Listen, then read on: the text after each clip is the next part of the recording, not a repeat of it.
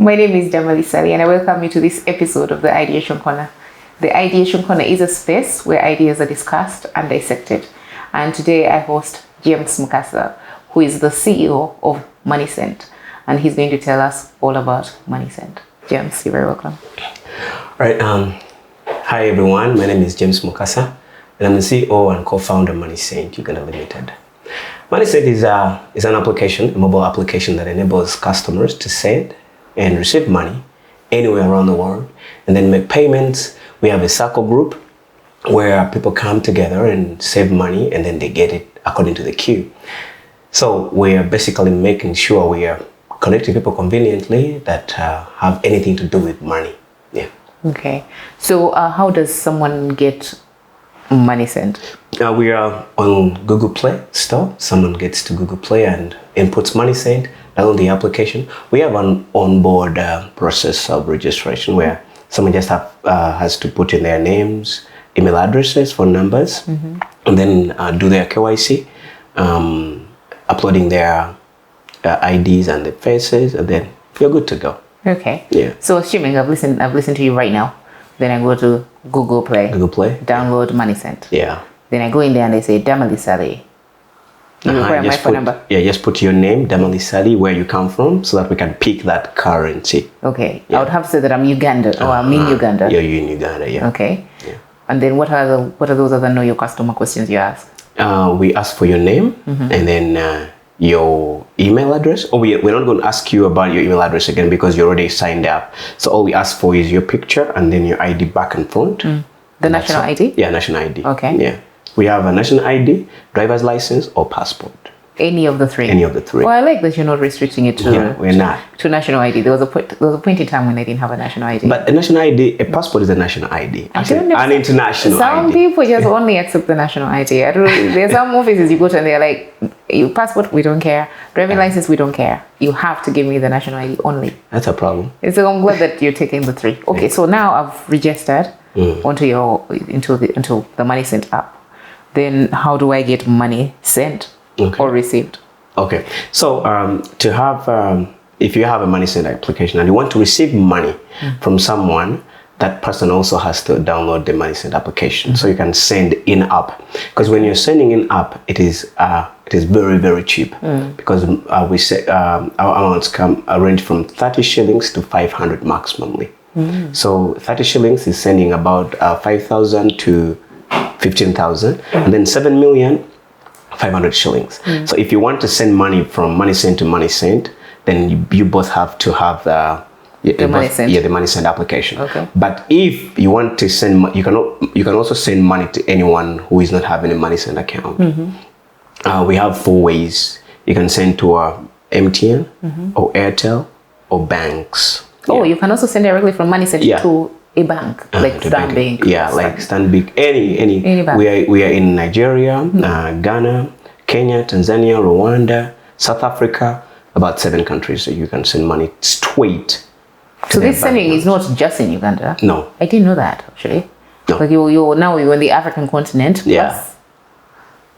So Ghana, Nigeria, South Africa, Kenya, Tanzania, Rwanda, even in Uganda, all banks. You can send straight from your MoneySent account to another bank account, in those countries, straight. Will the charges still be reasonable? Yeah, they are very reasonable. We have the best charges in the country, yeah. Okay. So hypothetically, if I'm sending money from MoneySent, I open the MoneySent account. Yeah. And then I want to send money in South Africa, but I have to put money there, right? Yeah. So I get it from my mobile money account into MoneySent. We have 3 other options as well to do that. You can either go to our agent, or we have agents in town. You can go and deposit money for free. Then we have mobile money. You can get money from your mobile money wallet to MoneySent, Airtel, MTN, and then also your Visa, MasterCard.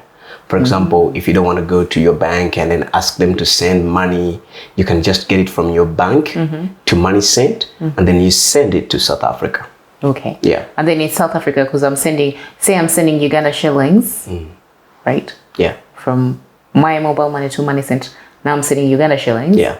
But I want them to receive whatever currency. If it's... They'll receive rands. Okay. Yeah. They'll receive rands within their bank account. It's instant? Yeah, no, it's not instant. It's a bank. You know, banks, they take their time. Yeah. Okay, it's not instant. Yeah. But at least I can do all these as I'm sitting at home without me walking anywhere. Yes. You can do it inside your home, on your bed, on your couch. You can do it in there. Okay. Yeah.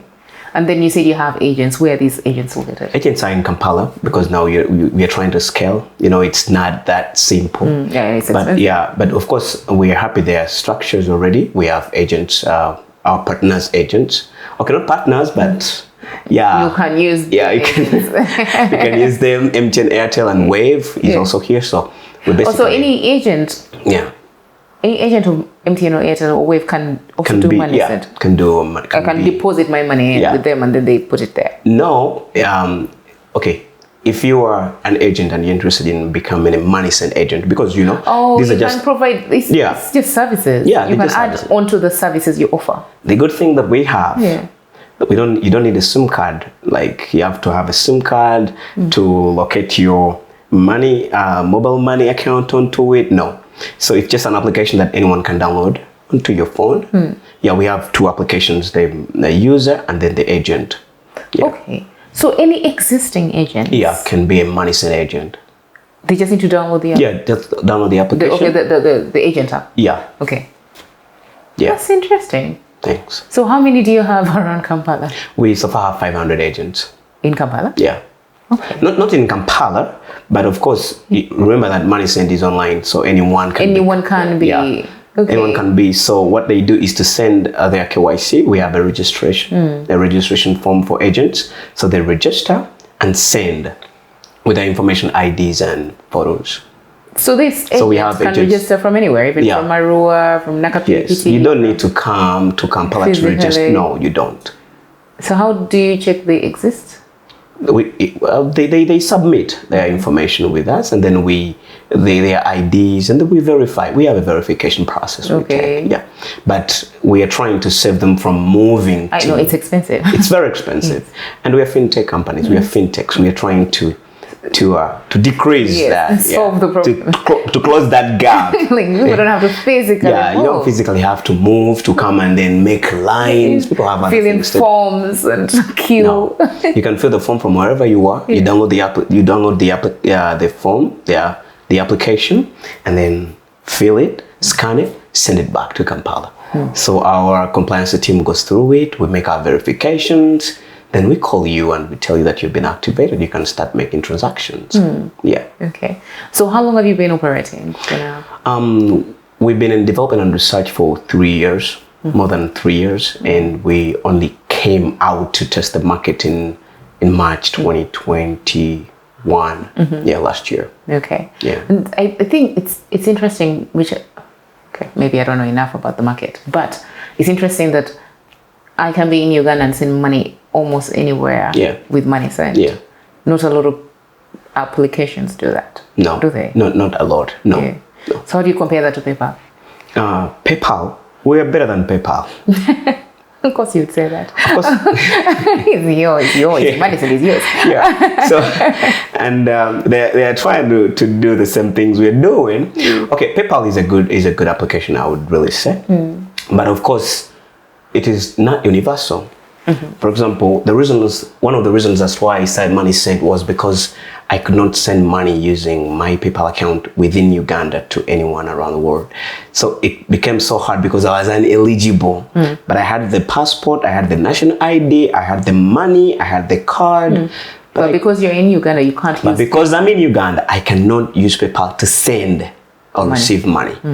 So we decided to create a solution for that. Because like me, there are thousands, or if not millions of people who would love to send money using PayPal, but they have no chance.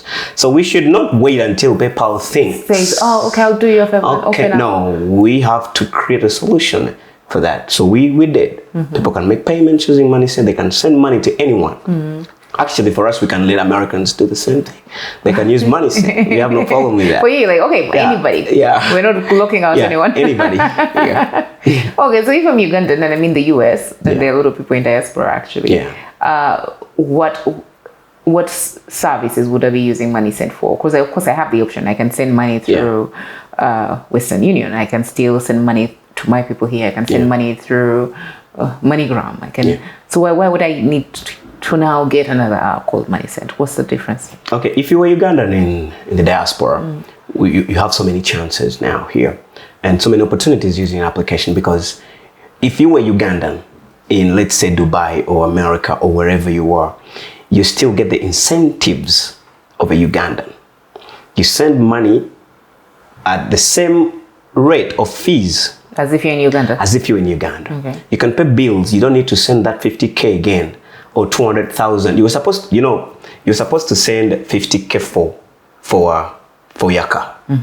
But then you have to send $100 just because you cannot go make a line and then just send 50,000. Yes. Yeah. How much is 50,000? So you're losing your time, and then you have to try to send more money. So what MoneySent does for a Ugandan who is living in America, you just get a Yaka meter number in America and then pay for Yaka. Wait. And they receive it here. So wait, just so I understand. That's okay.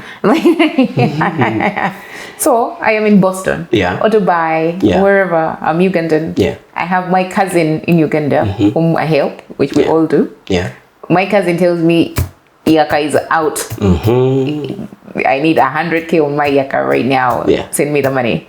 I can just use MoneySent. Yeah. Go to my MoneySent account that I downloaded through the app. Yeah. And pay Yaka directly, so I don't have to even send the money to this cousin, because sometimes you send it and they're not. It's not even for Yaka actually. So you just pay for Yaka right where you are. You just send me your Yaka number and then I pay directly. Immediately, it is instant. They get the number, the token instantly, and the Yaka without me having to send the cash. Because sometimes they're not paying for Yaka actually. Any bill actually, you can even buy them airtime. You can pay for them water bills, TV subscriptions. And then Yaka. Everything you can pay. Okay. Even URA. I mean, even call you. Hey, sis, I want to pay for URA. How much? $100. Okay. Send me your PRA.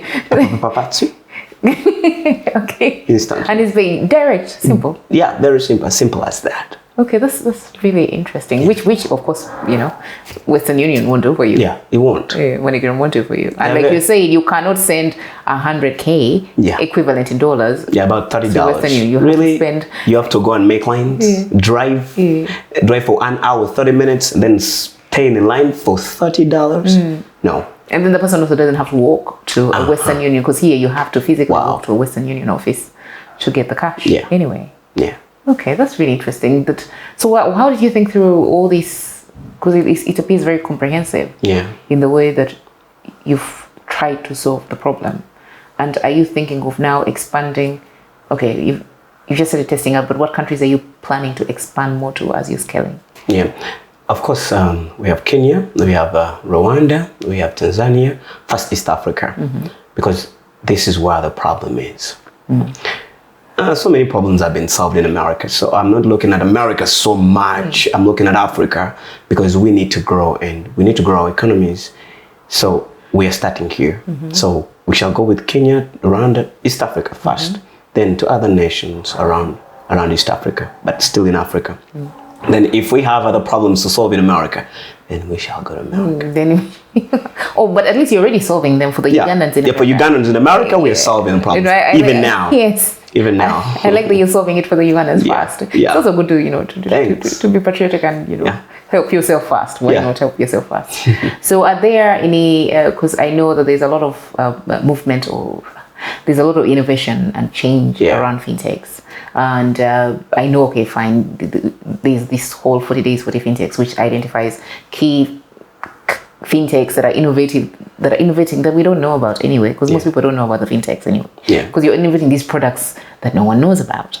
So is there any change in that landscape? Do you feel that there's a lot of innovation happening in fintech, in tech, in Uganda, or even in Africa or in East Africa, that we should be looking out for us, we people who are not techie people? Yeah, of course, there are so many smart guys in this country.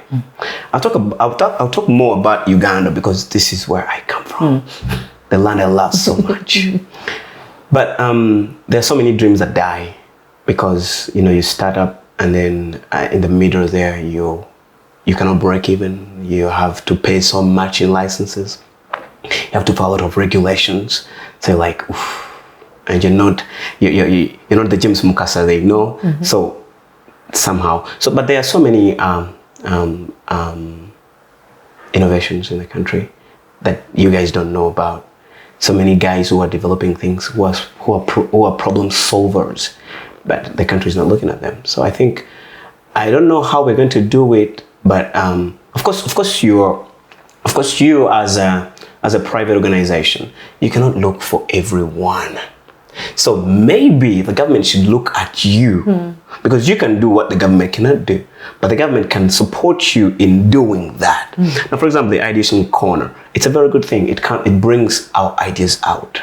It's a corner that we have to come and speak about our ideas or whatever that we are trying to do. So if the government can support private organizations like yours to go on 40 days for the fintechs, those are the things. Because I heard, or not even here, and I read that the regulators are looking at inclusivity, like including everyone. But then you cannot include everyone in talks.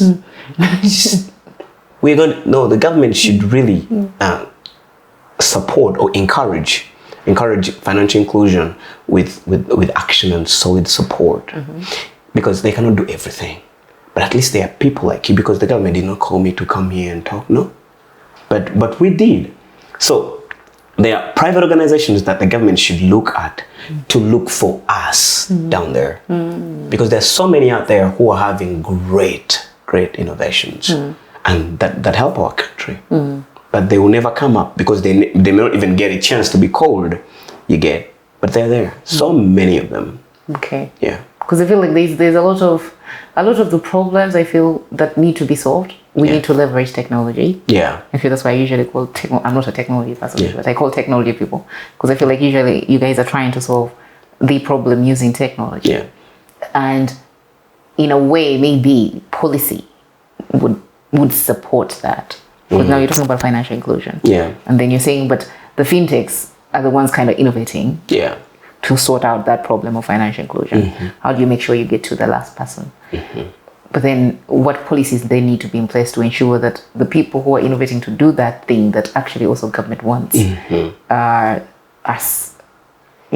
working for them, for all of us actually. Yeah. So I don't know, food for thought. Sure. Yes. Okay. And so you said you're based here. Yeah. Your offices are in Kampala, but then you're online, so you don't need. No, we have an office, of course. We're in Uganda, where people. But you don't need an office. Well, I may not need an office, but the regulation asks me to have an office.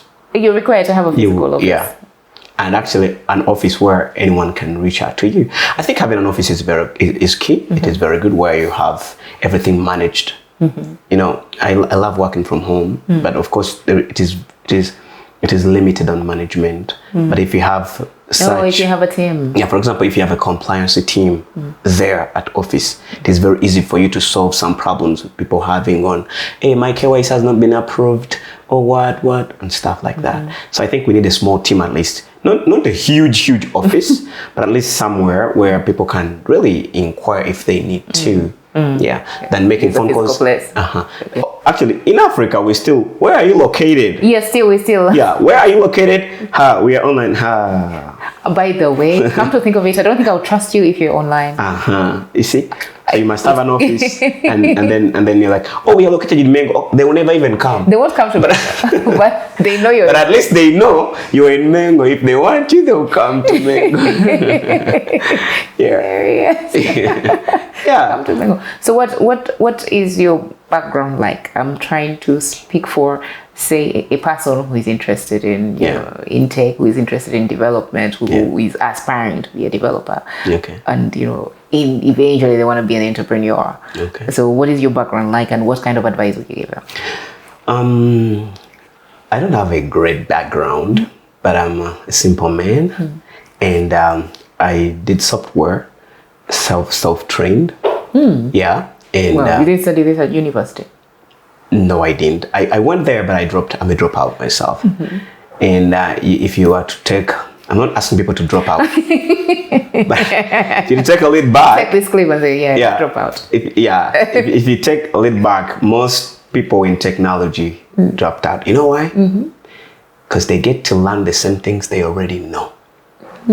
The systems teach us the things because you just don't come up and become a programmer and the developer at the university. No, you start when you're about 10 or 12 years of age. Really? Yeah. So you guys, by the time you get to university, you have like 10 years of experience. So we already know. So when you go to school, it's like they're telling you the same things you already know. So you're like, I need to start. I need to start developing things. Okay. So what I would I'm not saying that you have to learn from 12 years. It depends on what you want. Some people can concentrate for 3 years and they are good. Really? Yeah. Okay. Some people can concentrate for 5 years and they are good. It depends on what projects you have already. Because for us, when we started long time ago, we didn't have projects. You know, a project gives you what to do. Someone comes in with a problem they want you to solve. I want this to be here. I want this to be. So you think and make more research.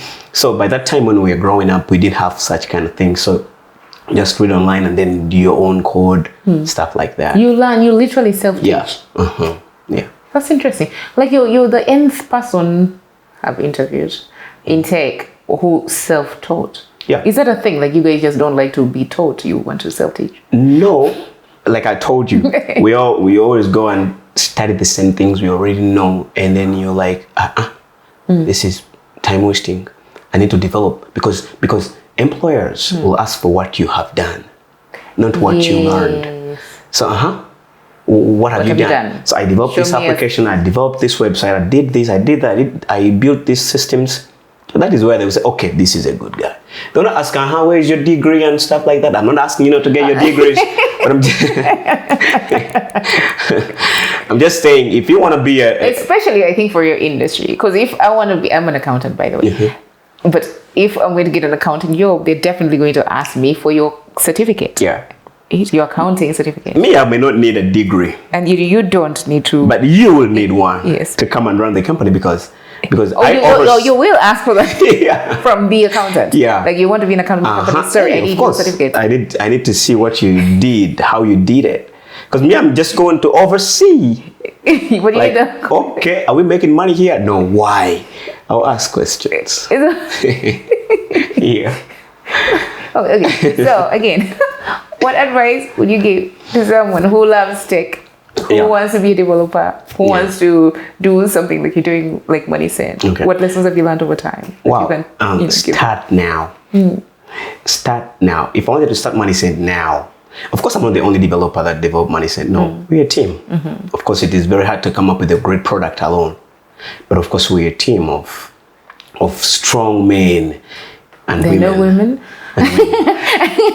Strong men and women. I was going to finish that. Only strong men. Like, they're not strong men are there and women. Team? Yeah. For real? We have women in our team. Many? They design, women are good at designing. We have 2 of them.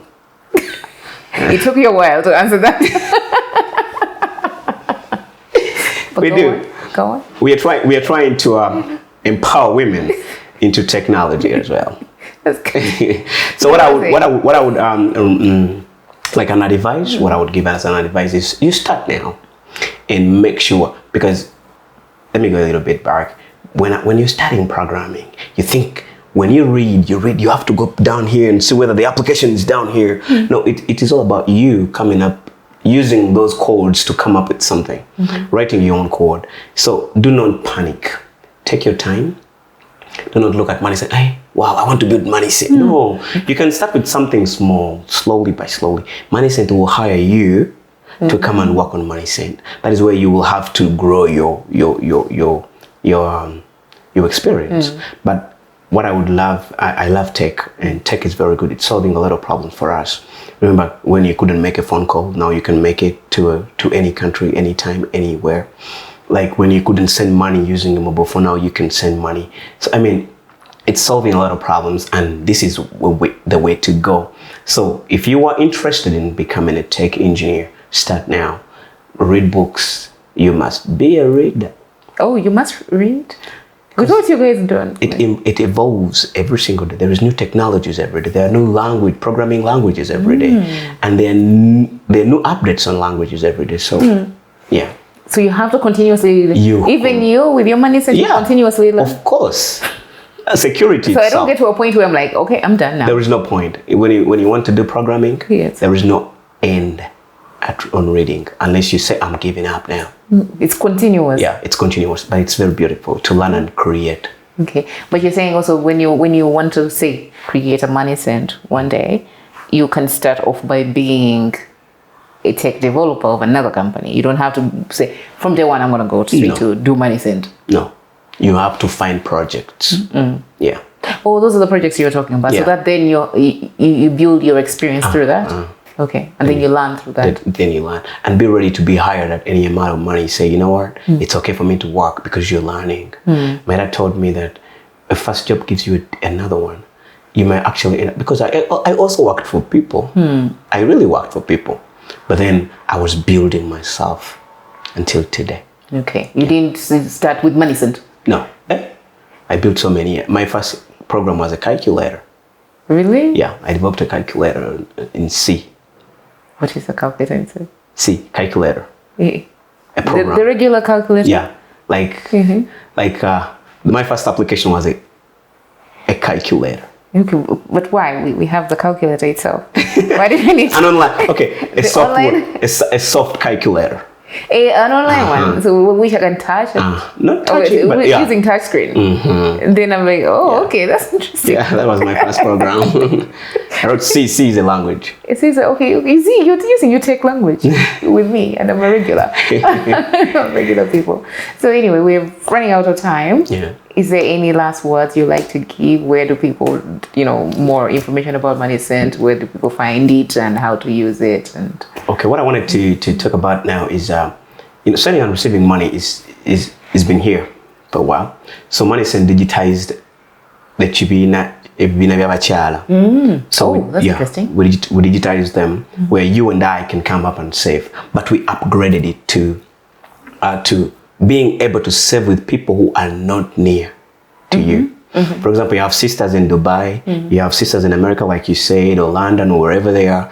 You can come together and save money.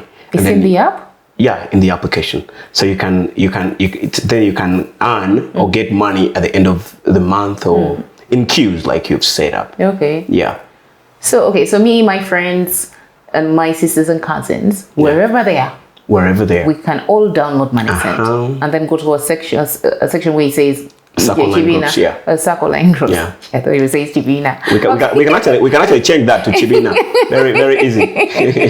And then we all get into that Chibina, right? And then we say, Damali will get money first. Of course, I'll get the money first. Yeah. And then, and we are 10 of us. And then we all put money there using our MoneySent accounts. And then the money would come to me for this month. Yeah. And next month we just go rotate. To someone, to Maggie, and then to James, and then to Brian, and then to Nico, and then to the other person. You've automated this. Yeah, we've automated. And now it doesn't have to be. It can't. And you don't have to trust your money with me because I may have a sick child. Yeah, you may get a problem. That's the big thing. The system does the job for you. All you do is to set how much you want everyone to pay every week or every month, and who is supposed to get it first. Every week, every month, you set your time. Okay, that's interesting. Would you do it for the actual winners? Do you know any local Chibina Javachala that uses it? Well, people have not yet understood it very well because we have not done great marketing. Yeah, when someone says send and receive money, they first look at that send and receive money. Of course, it's MoneySent. Yeah, MoneySent. So, but we are slowly. We have like two groups that are saving on online Chibina. Yeah, I think it's great because now, yes, some of them still use the card books. Yeah. Which can get lost easily. But then the others who've now tried to move on, they're saving on mobile money but on a person's account. Now they could sell with Damalis, but like you said, I could have a problem and then I'll take all your money at that time. So but the system cannot let you, our system cannot let you do that. And you will know how much money you have in the system and you will know who is getting money. First, second, and third. So how do people get in touch with you? How do they contact you? First of all, we have a website. It is www.moneysent.org. And then our toll free, which is 0800 391 391. Yeah. Thank you. And the physical location? We are in Mengo, along Swambi Road. Mengo. Yeah. Okay. Yeah. Thank you so much, James. Ladies and gentlemen, you've had it. You should definitely get MoneySent. Thank you.